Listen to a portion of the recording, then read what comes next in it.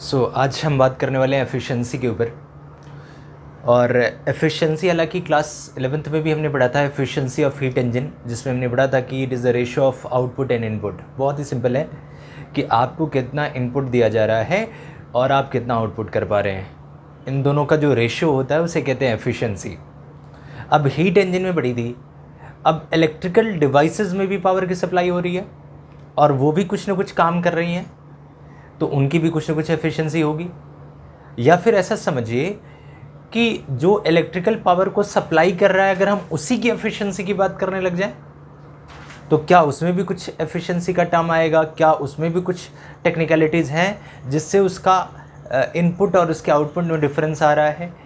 तो आज पूरी डिटेल में इसी के साथ डिस्कस करेंगे कि एफिशिएंसी क्या है। मैं सबसे पहले आपको बहुत ही जनरल एफिशिएंसी की बात बताऊं, जो आप सब पढ़ते भी हैं। इसको रिप्रेजेंट ईटा से करते हैं और इसका सिंबल मतलब इसका फार्मूला बराबर होता है आउटपुट अपॉन इनपुट के, यानी आप कितना इनपुट ले रहे हो और उस पर आप कितना आउटपुट कर रहे हो।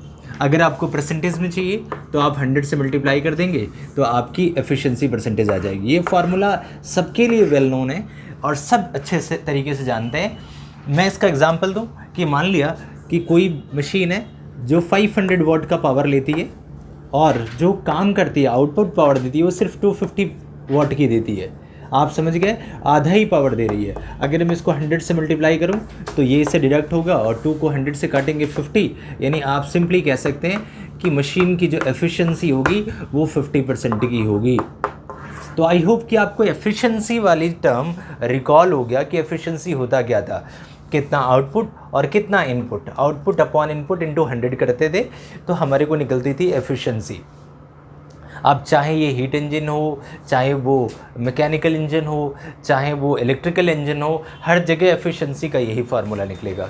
तो आई होप कि अगर किसी भी इलेक्ट्रिकल डिवाइस की पावर की बात की जाए कि वो कितना आउटपुट कितनी एफिशिएंसी है, तो आप आउटपुट अपॉन इनपुट इंटू 100 करेंगे और आपकी एफिशिएंसी निकल जाएगी।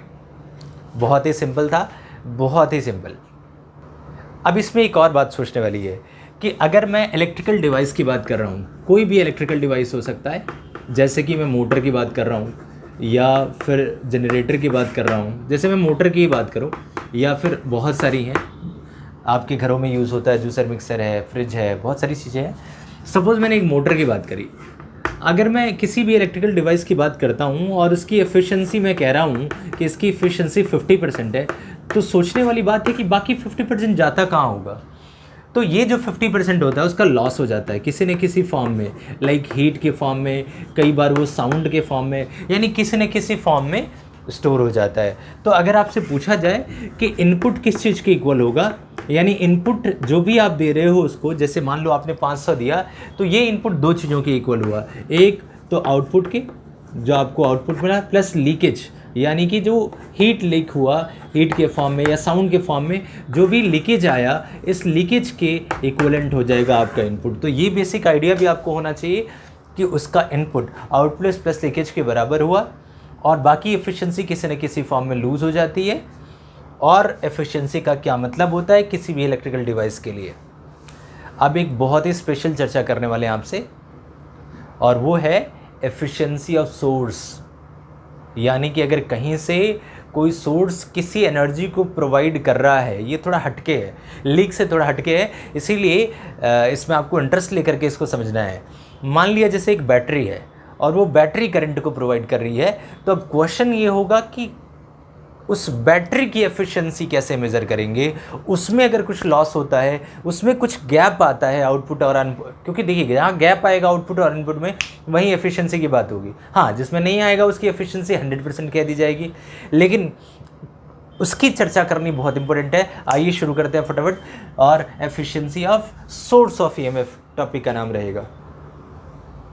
सो ओवरऑल आप समझ गए कि अपन बात करने वाले हैं efficiency of source of EMF. Source of EMF का मतलब बैटरी या जनरेटर, अपन उसकी बात कर रहे हैं।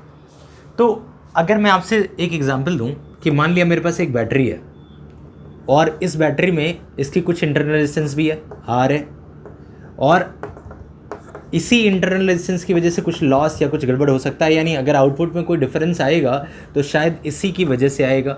मान लिए यहाँ एक एक्सटर्नल रेजिस्टर या कोई हीटिंग सब्सटेंस आर लगा हुआ है, हो सकता है ये हीटर भी हो, ऐसा भी मान लीजिए कि ये हीटर हो या कोई और डिवाइस हो जिसको इस एनर्जी को यूज़ करना है। अब ये जो डिफरेंस क्रिएट कराएगा उसे हम कह सकते हैं पोटेंशियल डिफरेंस V, और इसकी जो बैटरी की पोटेंशियल डिफरेंस होती है उसको कहते हैं अपन EMF E।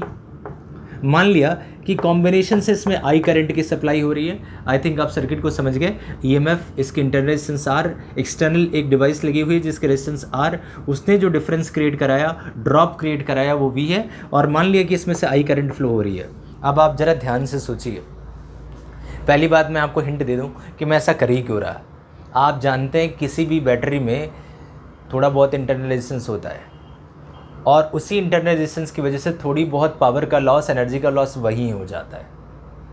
तो इसी रेस्पेक्ट में हमने एफिशिएंसी का टर्म लॉन्च किया कि एफिशिएंसी कितनी होगी, किस चीज़ पर डिपेंड करेगी। अगर इंटरनल रेजिस्टेंस है तो क्या उसके ऊपर डिपेंडेंसी होगी, यानी इसी के रिगार्डिंग अपने को बात करनी है। अब मान लिया कि इसने जितनी भी सप्लाई करी, इसके पास कितनी पहुंची एनर्जी, V पहुंची। अगर मैं इसकी पावर की बात करूंगा, अगर मैं यहाँ सिंपल आउटपुट पावर की बात करूं, तो आउटपुट पावर का फॉर्मूला आप सब जानते हैं, वो होता है potential difference into current I। ये मैंने ऑलरेडी बता रखा है, P = V × I। ये तो हो गया आउटपुट पावर जो इसको मिल रही है बेचारे को। इसने पोटेंशियल डिफरेंस V कराया और इसमें I करंट की सप्लाई हो रही है, तो आउटपुट पावर ये हो जाएगी। अगर मैं बात करूँ इनपुट पावर की, तो इनपुट पावर इस बात के ऊपर डिपेंड करती है कि इसका पोटेंशियल डिफरेंस कितना है, E। Total potential difference of the whole circuit कितनी होगी, E, और करंट टोटल कितना ट्रेवल कर रहा है, I। तो ये टोटल पावर होगी जो बैटरी के पास होगी।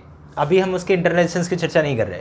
यानी अगर बैटरी के पास E है पोटेंशियल डिफरेंस और I करंट टोटल में सप्लाई हो रही है, तो E को I से मल्टीप्लाई करेंगे तो जो जितनी पावर बनेगी उसी पावर को अपन कहेंगे इनपुट पावर। तो अगर मैं एफिशिएंसी निकालूं, आप देखिए, जिसको मैं लिख सकता हूँ output power upon input power, तो आप इसको ऐसे भी लिख सकते हैं VI अपॉन EI, और I से I कट जाएगा तो एक बहुत ही प्यारा सा रिलेशन हमारे पास आया, और वो आया V upon E।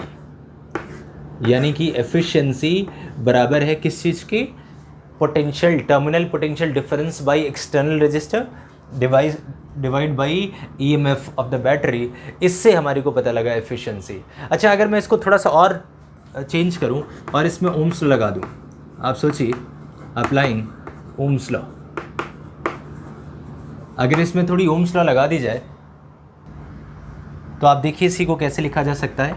Efficiency = V की जगह में लिख सकता हूँ I × R, क्योंकि इसमें से करंट I पास कर रहा है और इसकी रेजिस्टेंस R है, तो IR अपॉन EMF किस चीज़ के इक्वल होता है, याद करिए, टोटल पोटेंशियल डिफरेंस है। यानी टोटल पोटेंशियल डिफरेंस का मतलब I × टोटल R कितने हैं, एक एक्सटर्नल है और एक इंटरनल है, तो इन दोनों का सम। ये भी अपन पहले भी निकाल चुके हैं EMF के लिए फार्मूला। अब आप देखेंगे यहाँ इस I से इस I को काट दूंगा तो एफिशिएंसी के लिए एक हमारे पास फार्मूला आया R अपॉन R+R। यानी कि किसी भी सेल की, किसी बैटरी की कितनी होगी एफिशिएंसी, ये इस बात के ऊपर डिपेंड करता है कि एक्सटर्नल रजिस्टर कितना लगाया हुआ है, इसी एक्सटर्नल रजिस्टर के divide by external plus internal का सम। सो ये फार्मूला हमारे लिए बहुत ज़्यादा इंपॉर्टेंट है, एफिशिएंसी का R upon R/R। Efficiency of source of EMF, उसका फार्मूला। तो आई होप कि आप ये बेसिक टर्म, बेसिक टेक्निकलिटी समझ गए। इनटू 100 कर देंगे तो परसेंटेज एफिशिएंसी निकल जाएगी आपके साथ। तो आप इसको देख लीजिए एक बार ध्यान से। सो एक इम्पॉर्टेंट कंक्लूजन समझने के बाद, जो आपने पावर की थ्योरी समझी और सेल की या सोर्स की या बैटरी की पावर समझने के बाद आपने ये फार्मूला समझा एफिशिएंसी का R अपॉन R। देखिए इंटरनल रेजिस्टेंस है, ये एक्सटर्नल और ये भी एक्सटर्नल, तो इसका रेशियो है। अब मैं आपको एक थ्योरम बताता हूँ जिसे कहते हैं मैक्सिमम पावर थ्योरम। ये बात थोड़ी हटके है लेकिन आपको समझनी पड़ेगी। मैक्सिमम पावर थ्योरम क्या कहता है कि output power of a source is maximum when external resistance is equal to the internal resistance of a source. इसको आपको नोट करना है, इसको ज़रा ध्यान से पढ़ना है, और इसको इससे लिंक और इससे इसका प्रूफ मैं आपको कराने वाला हूँ, उसको समझना है। यानी कि अगर किसी सर्किट में एक्सटर्नल रेजिस्टेंस R है और इंटरनल R है, तो वो अपनी मैक्सिमम पावर तब सप्लाई करेगा, यानी उसकी पावर मैक्सिमम तब होगी जब बाहर का एक्सटर्नल रेजिस्टर, जैसे कोई हीटर लगा है और एक बैटरी लगी है, तो अगर बैटरी की रेजिस्टेंस और हीटर की रेजिस्टेंस दोनों की मैच कर जाए, उस वक्त सबसे अच्छा फ्लो हो रहा होगा, सबसे ज़्यादा पावर सप्लाई हो रही होगी, यानी पावर अपने मैक्सिमम पे होगा। ये इसलिए इंपॉर्टेंट है क्योंकि एनसीईआरटी में 2 क्वेश्चन इस पे बेस्ड आते हैं, इसीलिए मैं इसकी चर्चा कर रहा हूँ।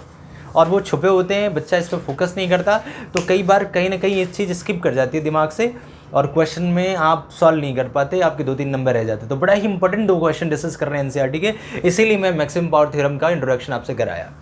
अब ये तो आपने नोट कर लिया और समझ भी लिया, लेकिन जब तक इस बात को प्रूफ नहीं करेंगे आपको ये बात डाइजेस्ट नहीं होगी कि आखिर ऐसा कैसे है। तो ज़रा समझते हैं कि ये आया कहाँ से और कैसे किया। आई होप कि आपने नोट कर लिया। फिर मैं इसको डिलीट करने जा रहा हूँ।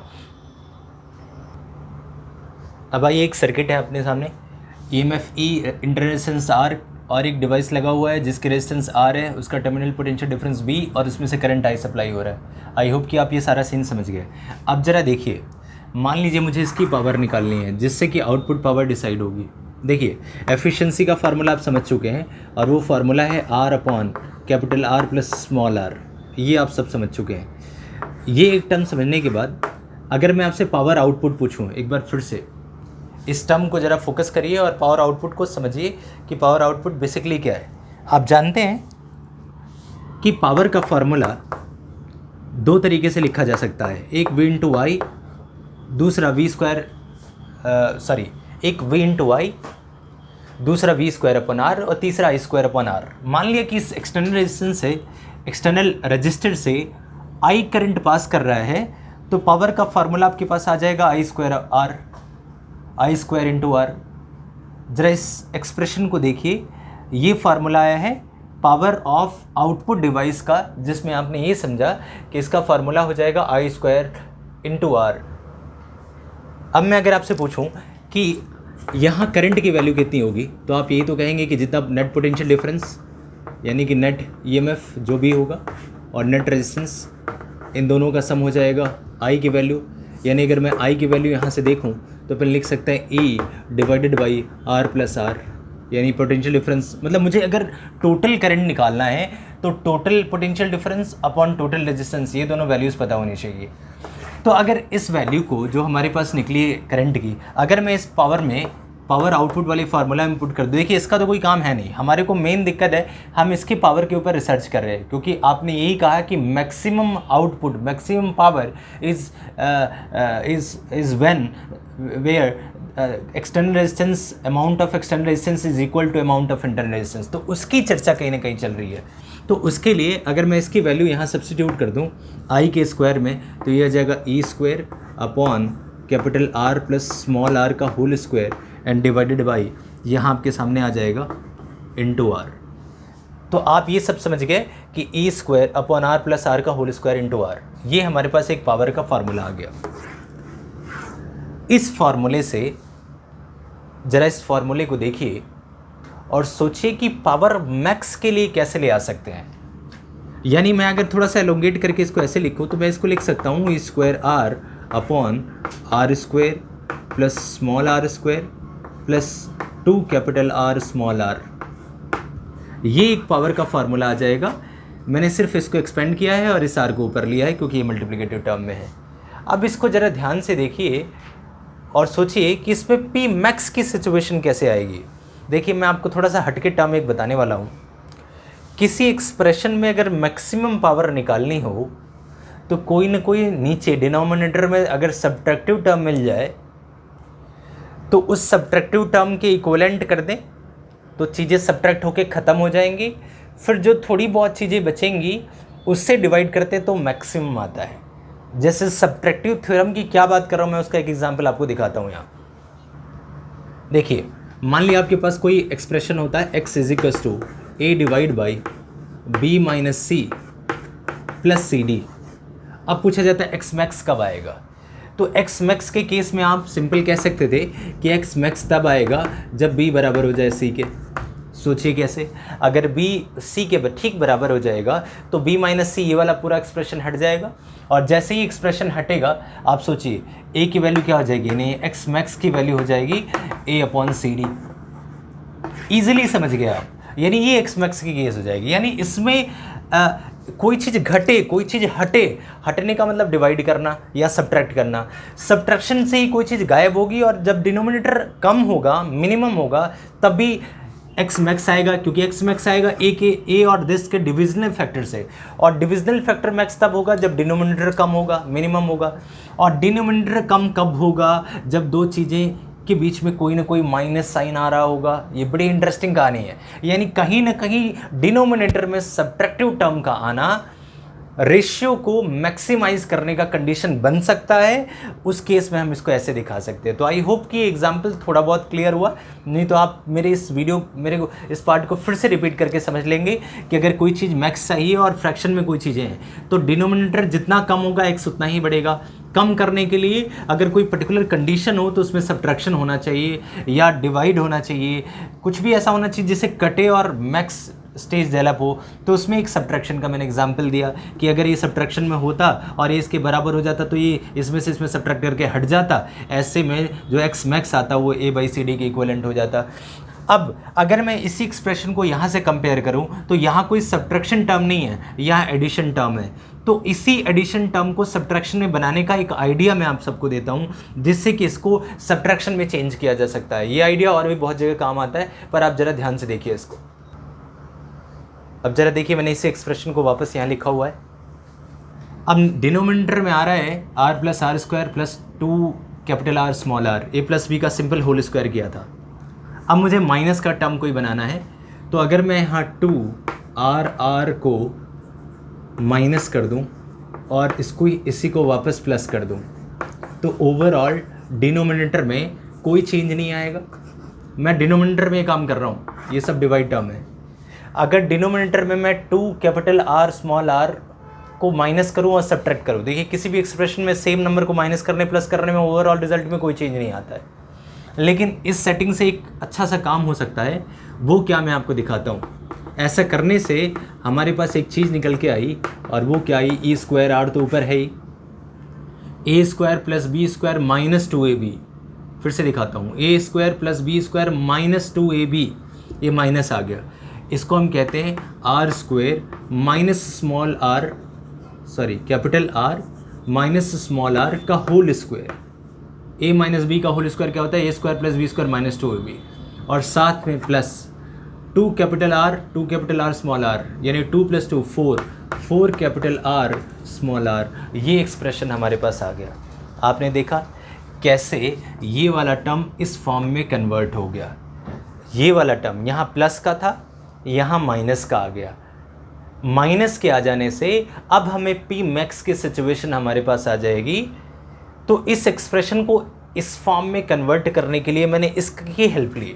पहले इसको एक्सपेंड किया और फिर इस टर्म को डिनोमिनेटर में ऐड किया और सब्ट्रैक्ट किया। फिर इन तीनों को यूज़ करके मैं माइनस टर्म ले आया और 2 कैपिटल R स्मॉल r + 2 की जगह मैंने 4r लिख दी। ऐसा करने से मुझे सब्ट्रैक्टिव टर्म आ गया। अब मैं इसको इसके इक्वल रख दूंगा तो ये पूरा का पूरा टर्म हट जाएगा और उस वक्त P अपने मैक्स के स्टेज में आएगा। तो आई होप कि आपने यहाँ तक समझ लिया, यहाँ तक नोट भी कर लिया। इसको आप एक बार फिर से देख लें।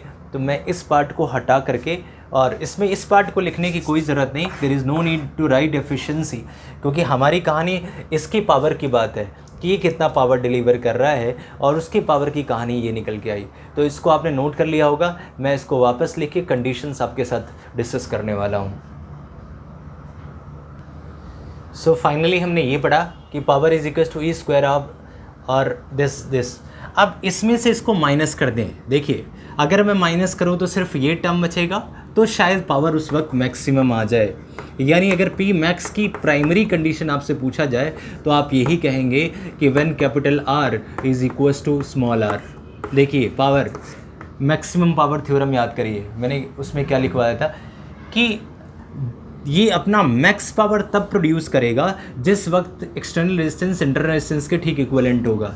अब सोचिए कि उस वक्त अगर जब ये दोनों बराबर हो गए उस वक्त इसकी वैल्यू क्या आएगी।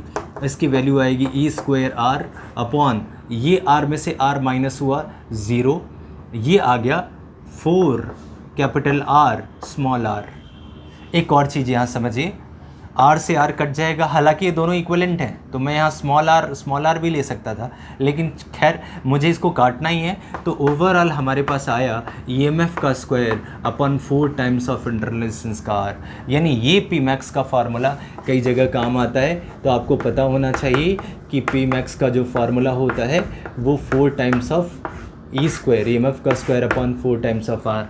और कंडीशन भी साथ में पता होनी चाहिए कि इस वक्त कैपिटल आर स्मॉल आर के इक्विवेलेंट होता है, तो मैक्सिमम पावर इतनी आती है। तो आई होप कि आप सबको ये समझ आया और मैक्सिमम पावर थ्योरम और उसका प्रूफ लगे हाथ आप सबको समझ आया। ओके, अब मैं आपके साथ 2 क्वेश्चन डिस्कस करूँगा फटाफट, बहुत ही जल्दी 2 क्वेश्चन डिस्कस करेंगे जो एनसीईआरटी क्वेश्चन है लेकिन बहुत ही ज़्यादा इंपॉर्टेंट है। देखिए क्वेश्चन नंबर 1 यही था कि show that the maximum power delivered by a source of EMF is when external resistance of the circuit is equivalent to internal resistance of R। कैसे क्वेश्चन होगा ये? मैक्सिमम थ्योरम से, maximum power theorem से, और उसको कैसे proof करना है, कैसे कंडीशन लाना है वो आप समझ गए, और उसका मैग्नीट्यूड कितना होगा ये समझ गए। तो पहला क्वेश्चन आप समझ गए जो मैंने कहा। दूसरे क्वेश्चन की तरफ बढ़ते हैं। दूसरे में थोड़ी 1-2 टेक्निकलिटीज़ और आएंगी, मैं आपको दिखाता हूँ। अब दूसरा करने से पहले देखिए एक और चीज़ है जो आप सबको मैं बता दूं। इसी क्वेश्चन का एक और पार्ट पूछ लिया जाता है कई बार कि सपोज़ कि अगर बैटरी शॉर्ट हो गई, यानी बैटरी का प्लस और माइनस डायरेक्ट बिना रेजिस्टेंस के डायरेक्ट जाके कहीं यहाँ से कनेक्शन हो गया, या किसी भी तरीके से प्लस माइनस शॉर्ट हो गया। प्लस माइनस का मतलब आर एक्सटर्नल की वैल्यू हो गई 0, तो इसकी पावर कितनी हो जाएगी और फिर वो एनर्जी कहाँ जाएगी? तो आप ध्यान रखिए, अगर ऐसी सिचुएशन आती है जिसको कहते हैं शॉर्ट सर्किट होना या शॉर्ट हो जाना, ऐसे में देखिए यहाँ आप समझेंगे कि ये हमने 4 कैपिटल आर स्मॉल आर का फार्मूला यहाँ समझा हुआ है। अगर किसी सर्किट में, इसको सोचने और समझने वाली बात है कि हमने एक फार्मूला अभी पढ़ा था पावर का, और उस पावर का फार्मूला पढ़ा था E square R upon R plus R का होल स्क्वायर। इसके बारे में सोचने की ज़रूरत ही नहीं है, सीधा हो जाएगा क्वेश्चन कि अगर ये फार्मूला अपन ने पढ़ा हुआ है, मान लिया कि आर है ही नहीं, आर 0 है, यानी सिर्फ इंटरनल रेजिस्टेंस है हमारे पास, ये आर उस आर के, देखिए मैं फिर से कह दूं कि ये मैक्सिमम पावर का केस चल रहा है। मैक्सिमम पावर के वक्त आप समझ चुके हैं कि जो कैपिटल आर होगा वो स्मॉल आर के इक्विवेलेंट होगा। मैंने सिर्फ उसकी वैल्यू रखी है यहाँ स्मॉल आर प्लस आर का होल स्क्वायर। तो अगर आप देखें तो आर प्लस आर का होल स्क्वायर यानी 2r का होल स्क्वायर, आप इसको ज़रा ध्यान से देखिए इस टर्म को। और मैं कह रहा हूँ कि ये आर एक्सटर्नल आर है और वो इंटरनल आर है, तो अगर एक्सटर्नल आर खुद ही 0 हो जाए, एक्सटर्नल आर खुद ही 0 हो जाए, यानी यहाँ ये तो इंटरनल आर के इक्विवेलेंट हो गया, तो इसकी वैल्यू तो कहीं ना कहीं आ जाएगी। इस केस में ऊपर वाला टर्म तो हम लिख सकते हैं स्क्वायर स्मॉल आर, और नीचे आर प्लस आर में सिर्फ एक ही आर बचा, यानी यहाँ हो जाएगा आर का स्क्वायर। तो अगर एक आर से एक आर काट दूँ तो आ जाएगा हमारे पास ई स्क्वायर अपॉन आर। ये चीज़ सिंपल आ गई। सो आई होप कि ये वाला सीन क्लियर हुआ, लेकिन मैं एक बार फिर से समझाता हूँ इसको ताकि आपको क्लियरिटी आ जाए। थोड़ा एक्सप्रेशन में उतनी क्लियरिटी नहीं थी इसको, इसलिए मैं आपको अलग से बताऊँ। देखिए पी मैक्स का फार्मूला आप ये तो समझ गए कि जो फार्मूला हमने पढ़ा था E square R upon capital R plus small are का होल स्क्वायर, इसमें पी मैक्स तब होगा कि when capital R is equivalent to small R. I hope कि आप ये वाला एक्सप्रेशन समझ गए। मैं फिर से कह रहा हूँ कि अगर पी मैक्स में, ये तो पी का फार्मूला आया, अगर मैं यहाँ पी मैक्स लिख रहा हूँ तो मैं इसको ऐसे लिखूँगा ई स्क्वायर स्मॉल आर। देखिए मैंने आर की जगह कैपिटल आर की जगह स्मॉल आर लिख सकता हूँ, तो यहाँ भी लिख दूंगा capital R plus small are का होल स्क्वायर। ये एक फाइनल एक्सप्रेशन बना, तब बना जब P कैसा हो जाएगा मैक्स के स्टेज में। अब हमने ये कहा कि अब सिचुएशन आ गई शॉर्ट की, यानी बैटरी का प्लस बैटरी के माइनस से डायरेक्ट कांटेक्ट में आ गया, हाई पोटेंशियल लो पोटेंशियल से अटैच हो गया रेजिस्टेंस के बिना। अगर ऐसा हुआ, जैसे कई बार आपके घर में कोई बैटरी रखी है, उसका प्लस को उसके माइनस के साथ आपने अटैच कर दिया, जैसे ही अटैच किया तो एक्सटर्नल रेजिस्टेंस 0, यानी इसमें से इस 1R 2R ये बाहर के लिए अंदर के लिए, अगर 1R 0 हो जाता है तो ये फार्मूला कैसा लिखा जा सकता है? उस वक्त पी मैक्स का जो फार्मूला आ जाएगा वो आ जाएगा ई स्क्वायर आर एंड अपॉन में आर हटी गया तो नीचे आ जाएगा आर का स्क्वायर। इस एक आर से इसकी एक पावर सब्स्टिट्यूट हो जाएगी तो इक्विवेलेंट आएगा E²/R। तो ये उस वक्त की पावर होगी जिस वक्त बैटरी शॉर्ट कर जाएगी, उस वक्त जो इसकी पावर आएगी वो आ जाएगी E²/R। अगर ये पावर आएगी तो ये जाएगी कहाँ, तो आप समझेंगे ये बैटरी के अंदर ही हीट के फॉर्म में निकल जाएगी, बैटरी पूरी गर्म हो जाएगी, हो सकता है बैटरी फट भी जाए, यानी बैटरी के अंदर ही इनसाइड द बैटरी इसका लॉस हो जाएगा। तो आई होप कि आपको बहुत अच्छी क्लियरिटी आई इस एक्सप्रेशन को समझने के बाद कि शॉर्ट सर्किट का केस क्या होगा, मैक्सिमम पावर थ्योरम क्या है, उसका प्रूफ क्या है, और किस कंडीशन में कोई भी सोर्स यानी कोई भी बैटरी मैक्सिमम पावर को प्रोड्यूस करती है। अब फाइनली क्वेश्चन नंबर 2 की तरफ बढ़ते हैं, जो एनसीईआरटी का दूसरा और काफ़ी इंपॉर्टेंट क्वेश्चन है। देखिए ये क्वेश्चन, आइए देखते हैं इस क्वेश्चन को। क्वेश्चन नंबर 2 है, मोटर से लिंक्ड है और एक मोटर को एक सोर्स से हमने अटैच किया हुआ है जिसका EMF E है और सोर्स के इंटरनल रेजिस्टेंस R है। अब आपको प्रूफ ये करना है कि सोर्स मैक्सिमम आउटपुट तब प्रोड्यूस करेगा जब मोटर से इतनी करंट पास कर रही होगी। मोटर से पास करने का मतलब उस लाइन से पास करना। एग्जाम्पल के लिए एक सीन देखिए, मान लिया एक बैटरी लगी हुई है यहाँ जिसका इंटरनल रेजिस्टेंस स्मॉल R है और इससे मैंने एक मोटर जोड़ा हुआ है, यहाँ से मोटर। अब ज़रा सोचने वाली बात ये है कि I यहाँ से पास कर रही है, इसकी इंटरनल रेजिस्टेंस R भी है, तो इन्होंने ये पूछा है कि जब इस I की वैल्यू इतनी होगी उस वक्त ये मैक्सिमम पावर प्रोड्यूस कर रहा होगा। ये आपको शो करके दिखाना है। पहले तो मैं आपको बता दूं कि पावर आउटपुट के बारे में अगर आपको सोचना है तो आपको ये पता होना चाहिए कि ओरिजिनल पावर इसके पास कितनी होगी। अगर इसके पास EMF E है और I करंट फ्लो कर रहा है तो ओरिजिनल पावर इसके पास यही होगी E/I, लेकिन उसमें से इसकी इंटरनल रेजिस्टेंस की वजह से कुछ लॉस हो रहा होगा।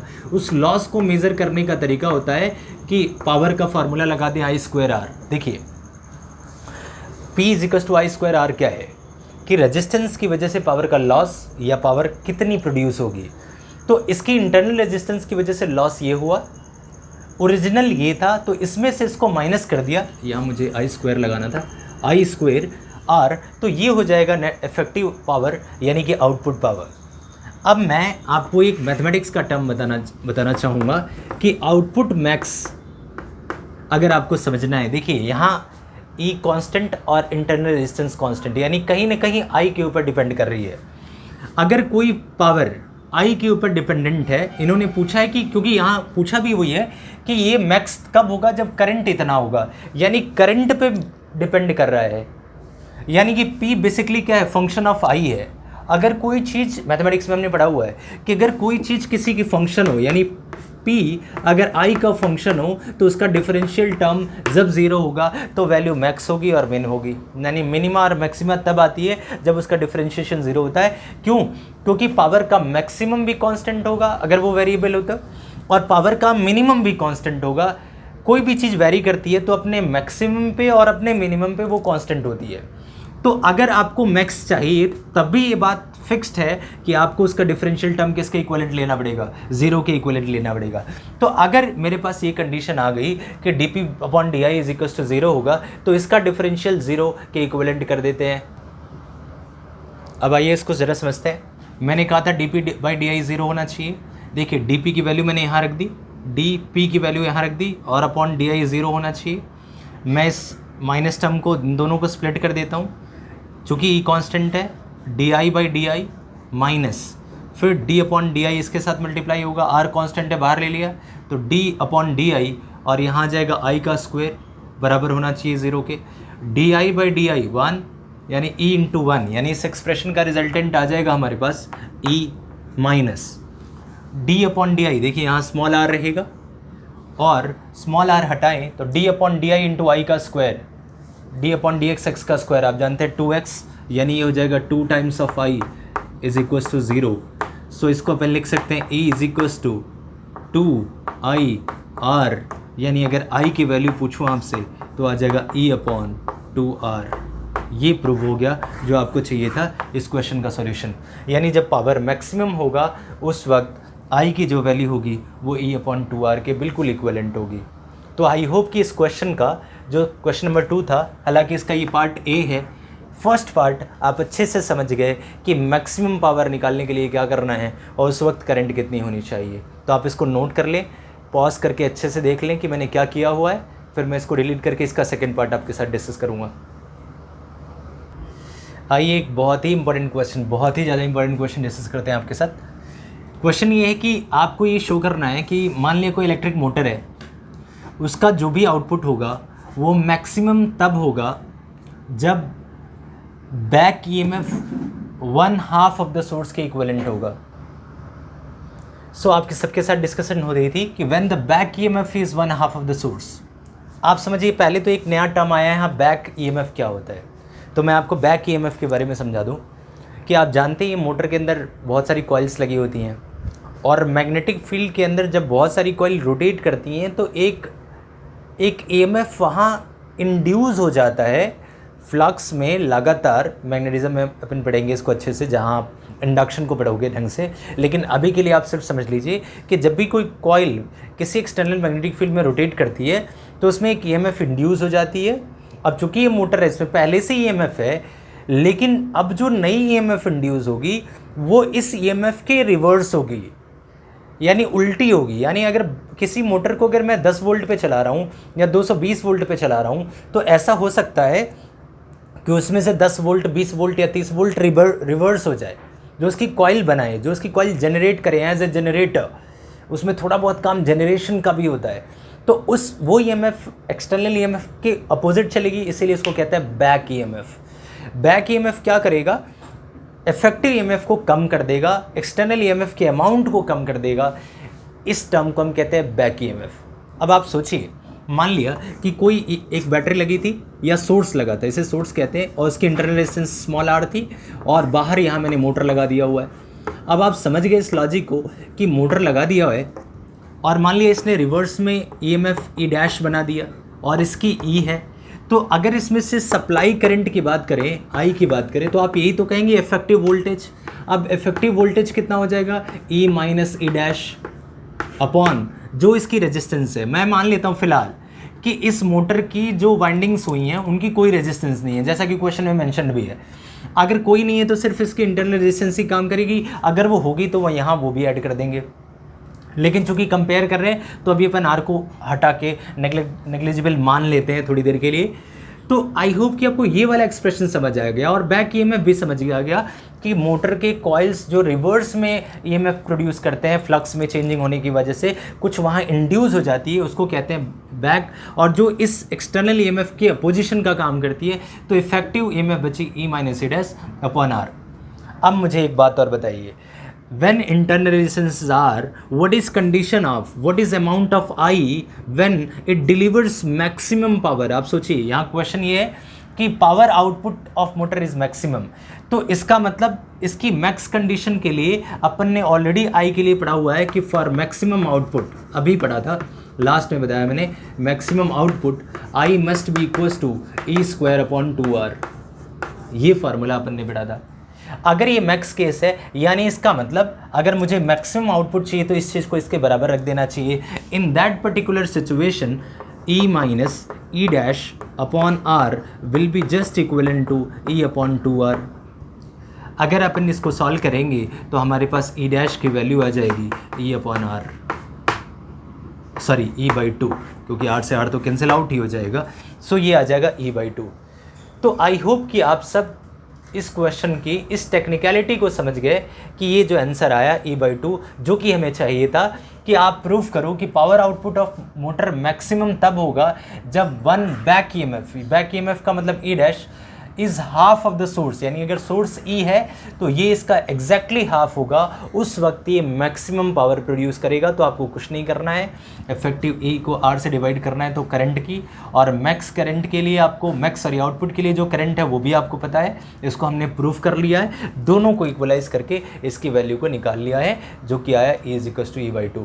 आप इस क्वेश्चन को नोट कर लेंगे, इस कंडीशन को भी समझ लेंगे कि effective is equal to E by 2। I hope कि दोनों स्टेटमेंट्स आपको क्लियर हो गए, इससे रिलेटेड क्वेश्चंस आपको क्लियर हो गए। यूजुअली इग्नोरेंस होता है इस टॉपिक के बारे में, जबकि क्वेश्चन आ जाता है तो बच्चे फंस जाते हैं। तो ईएमएफ, सोर्स का पावर और पावर से रिलेटेड जो टेक्निकलिटीज़ थी वो मैंने बताने की कोशिश करी। आई डोंट नो कि आपको कितना समझ आया। आप इसको देखिए, कोशिश करिए, बुक से भी पढ़िए ताकि आपको इस टॉपिक पे प्रॉपर क्लियरिटी आ सके। Thank you.